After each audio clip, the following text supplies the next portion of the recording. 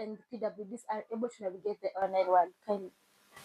Thank you very much, Carol. My name is Audrey J. Sawari, gender advocate, and today I'm glad to be part of this podcast. Thank you. Yeah, so as we know, like right now, everything that we do is digitally, be it paying school fees, transfer of money, communicating from one person to the other. We communicate to our loved ones at home. Even in our workspaces, we do everything digitally. And this brings me to our question of the day, or our discussion of the day. Are we safe? As we navigate these online spaces, as we do our daily activities in the online space, are we safe? So I'll just pop my first question to our gender advocate, Madam Audrey. Kindly, do you feel that we are safe as we navigate the online world? I think with the dawn of technology and digital spaces, as much as we are seeing the positivity from it, we're also seeing some bit of negative sides that are coming from it. And I think a number of people are vulnerable right now. For instance, you just mentioned people with disabilities, women, adolescents, all those people are actually vulnerable. Yeah, then lots of praise within our digital spaces, and we really need to be talking about this continuously for people to be sensitized about everything actually. Yeah, thank you, madam. And as I had mentioned earlier, there are also cost of us using this digital world. And I'll just ask her first, what is the cost of us using online to our privacy?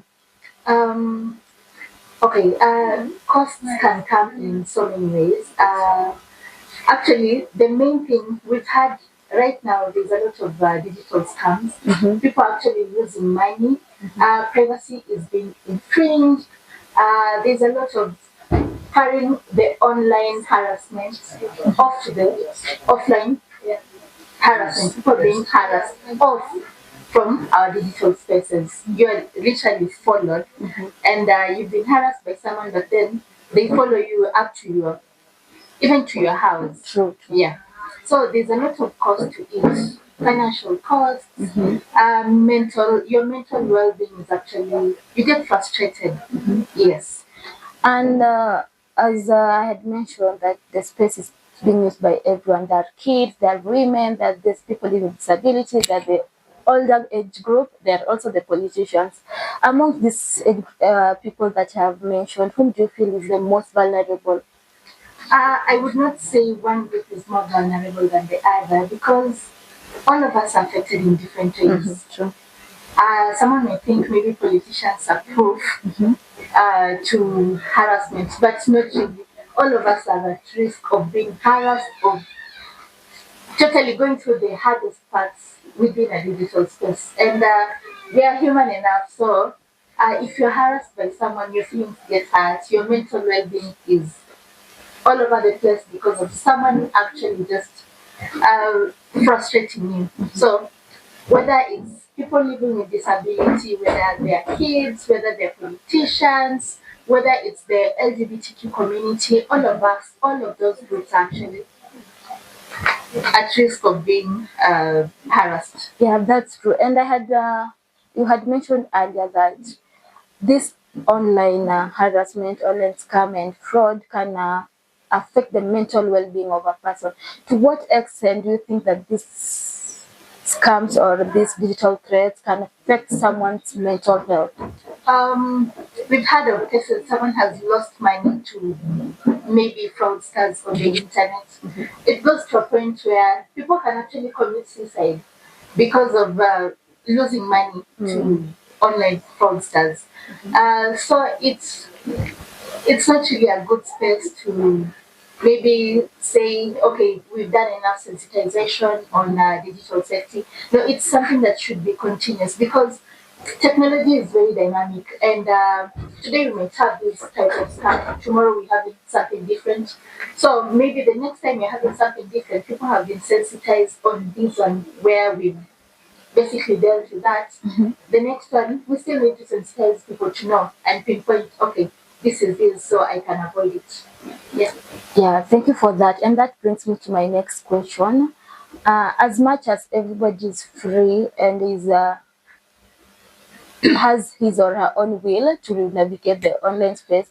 I can post my picture willingly because it is my phone and have a right to do that. But do you feel that people expose themselves more to these threats, or how do you feel if I post something, or what will I be doing that will make me be exposed to such online harms?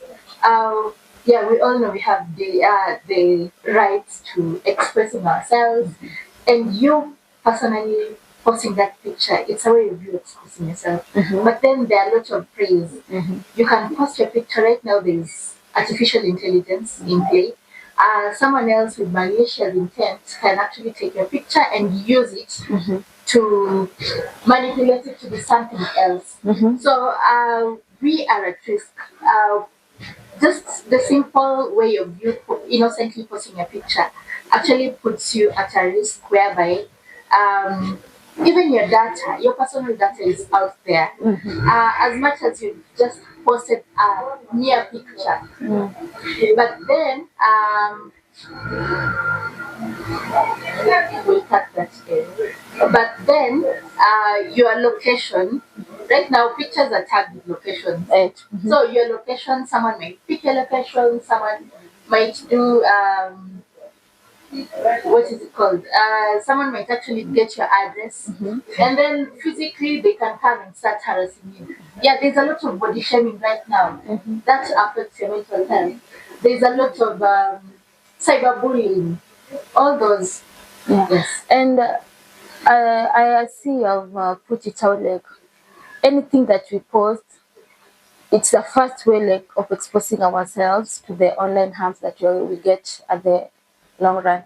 Do you feel that people should stop posting, or what is your advice on that? I don't think people should stop posting as such because we will be taking ourselves back because we'll be basically telling people do not express yourself. But then I think the key players in this sector of technology and maybe policies need to get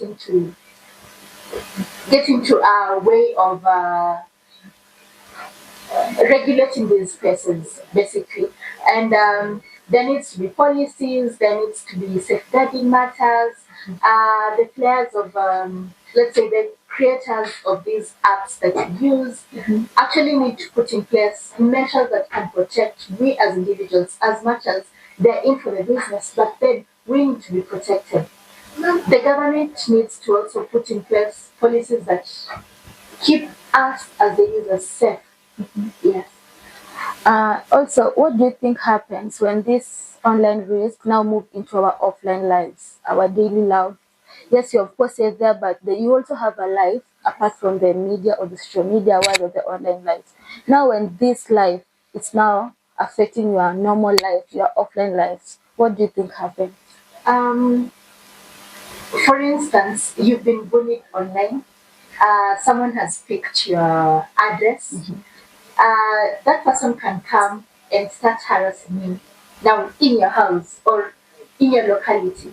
Uh, you might actually experience that some of the relationships, maybe you have a father, you have a mother, you have a boyfriend, a girlfriend, and someone else is coming to harass you. There's some way that your relationships will be actually strained.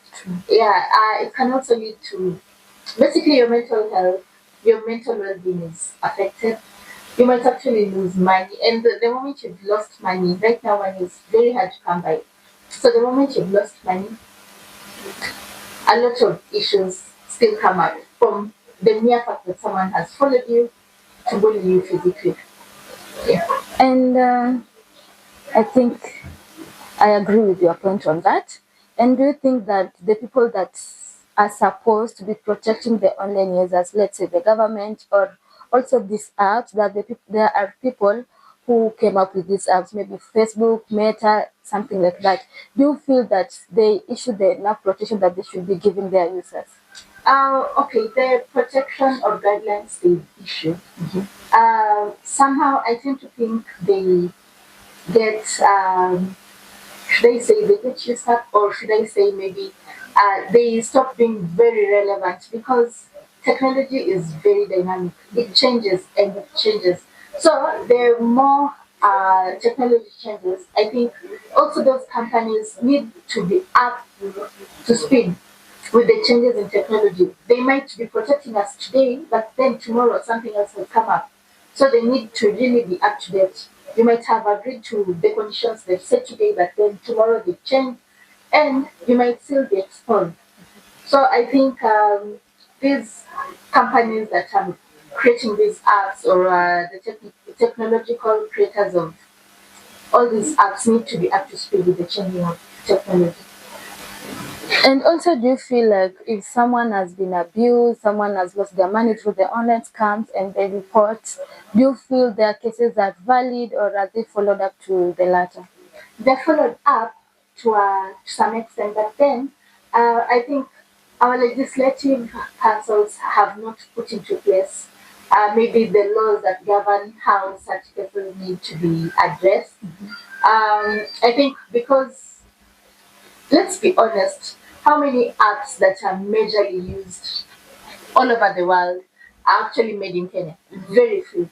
So, the big tech players actually only make rules and regulations for their country. But then for us who are users, maybe an app has been made in China, and then we as Africans are using. They might have laws to govern how the app is used, but then we in Kenya are really susceptible to maybe being harassed because we don't have laws that really govern such things. Maybe you've been harassed, you go to the police might not know how to handle such issues, and they might just tell you, actually, from an ignorant point of view, they might tell you, it's you who expose yourself. So Deal with it. you deal with the issues, or they will actually tell you, then stop posting, stop showing yourself to people who are going to harass you. So you being a victim, you actually get victimized for merely existing. True. Yeah.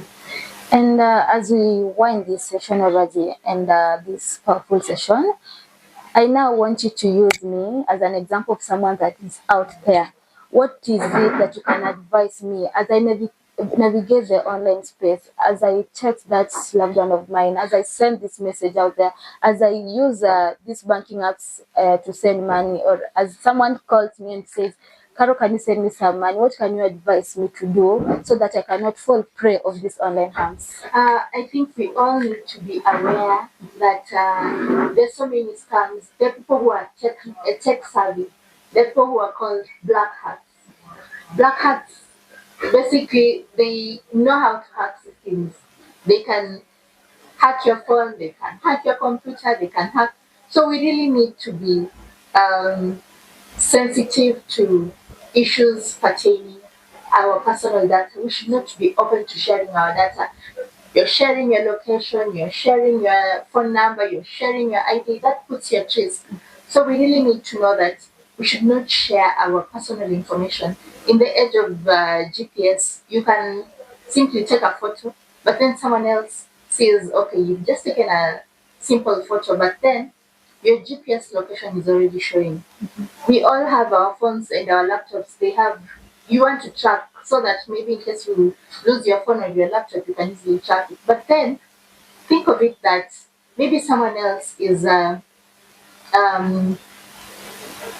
I'm not sure how to put it, but someone else is basically looking out to see, okay, how can I maliciously check her phone? How can I maliciously access her laptop, her personal information? So we really need to be very critical, yeah, when sharing our info. Thank you so much, Madam Audrey. I think our viewers, that was a session where there was a lot to learn, and that's why ahead, so we have our bites of change. We are here to educate you, we are here to let you guys learn, so that as much as we are using our phones, our laptops, or our electronic gadgets, we make sure that no money of ours is stolen. We make sure that even as we post ourselves, uh, even if we are harassed online, there are ways that we are able to solve all of this. Thank you so much for joining us for today. Until next time. Thank you. Yeah, good afternoon, everyone. My name is Carola Oyola from Health and Economic Development Strategy Organization. And On our project Bites of Change, we are still discussing online harassment, cyberbullying and online frauds that are affecting women and PWDs online. And before we dive more into it, I'd love to introduce my guest for the day, who is a gender advocate, and she's going to help us learn more about how women and PWDs are able to navigate the online world. Thank you very much, Carol. My name is Audrey J. Sawari.